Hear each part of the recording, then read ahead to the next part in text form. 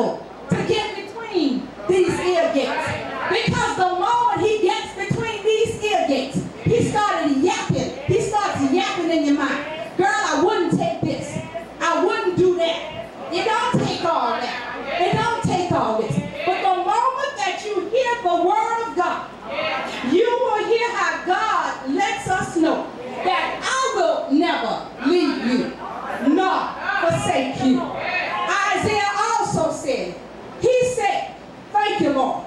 He said that I will keep you in perfect peace. Not the ones that have doubt. Not the ones that are wavering and wishy-washy. Well, he might want it from me. He might not want it from me. Well, I guess he don't want me to have it. No, no, no. He said, see, when you start telling yourself, you're working on your mind. You're working yourself into a frenzy. But the B part of that scripture says, it says, I will keep you in perfect peace. Whose mind is staying on thee, and trust in the Lord. Trust in the Lord. To have the mind of faith pleases God. Hebrews chapter 11. Without faith, it's impossible to please God. So my faith and my trust in God is knowing that he will never leave me, nor forsake me. My faith and my trust in God is not looking at the economy. Because a bunch of us have been in a recession a long time. The have-nots have been in the recession.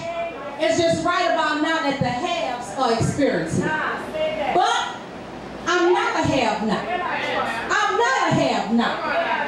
Because I have God. And because I have God, the mind of faith tells me that the earth is the Lord's and the fullness thereof, and the world and they that dwell therein.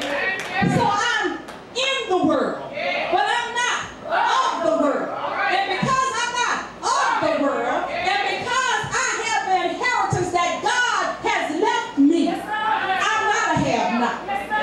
My mind of faith ain't gonna bring me there. See, because we let the world dictate to us what the haves supposed to be like. But they got a bunch of haves that have a whole lot of money and on their bed of affliction and wish they could get up, somebody feeding them, somebody bathing them. But they wish that they said, if I could get rid of all of my money just to have a portion, not all of my health and strength, but a portion of my health and strength, I'd give it away. So we have to not think like the world thinks. And the haves and the have-not. The only thing that separates us is that because we the haves, is our faith and our trust in God. It's not our money. It's not our prosperity.